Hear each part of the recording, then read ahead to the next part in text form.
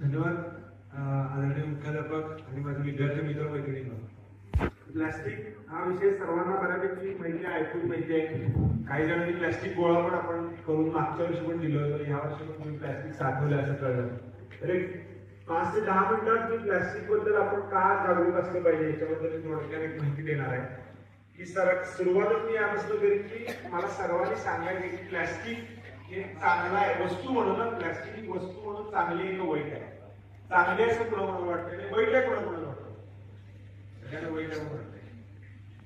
ज्याने आजवर केली त्याला चांगली वाटते प्लास्टिकची वस्तू.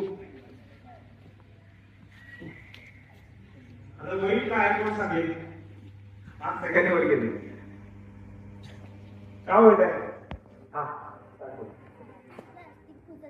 कारण प्लास्टिक कुजत नाही. मग कसं काय? जाळल्यामुळं, प्लास्टिक जाळल्यामुळं प्रदूषण होते, हे पण बरोबर आहे. बस कोण प्लास्टिक जाळते? आपापलं जळते.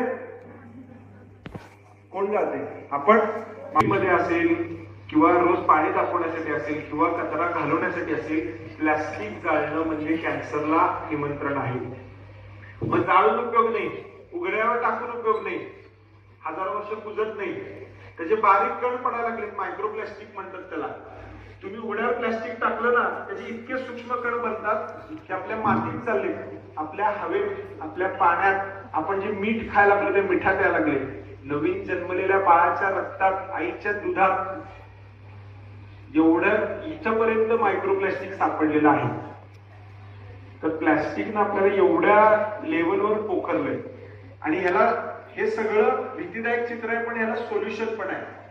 याला सोल्युशन आपल्यापाशीच आहे. कळंबी मधलं प्लास्टिकचा प्रश्न आपल्याला सोडवायचा आहे. तर काय करायचंय? आजपासून जिथं शक्य आहे तिथं प्लास्टिक एकतर कमी वापरायचं. आता ज्यांना शक्य आहे त्यांनी स्टीलचे डबे घ्या, स्टीलच्या बाटल्या घ्या, एकदाच घ्या, पण ते 50 वर्ष टिकतात, 10 वर्ष टिकतात. स्टीलचे डबे, स्टीलच्या बाटल्या घ्यायचे. जिथे इथं बांबूचे पर्याय उपलब्ध आहेत, बांबूचा ब्रश मिळतो. सकाळी दात घासतो आपण, तो प्लास्टिकचा असतो, तर त्याच्याऐवजी बांबूचा ब्रश मिळतो. बांबूचे कगवे मिळतात. बांबू उत्पादनात भारत 2 नंबरला आहे जगात. तर जिथं बांबूचे पर्याय उपलब्ध आहेत तिथं बांबूचे वापरायचे, स्टीलचे वापरायचे. छोट्या मोठ्या. तर आजपासून सगळ्यांनी प्लास्टिक साठवणार, वेगळं शाळेमध्ये साठवायचं.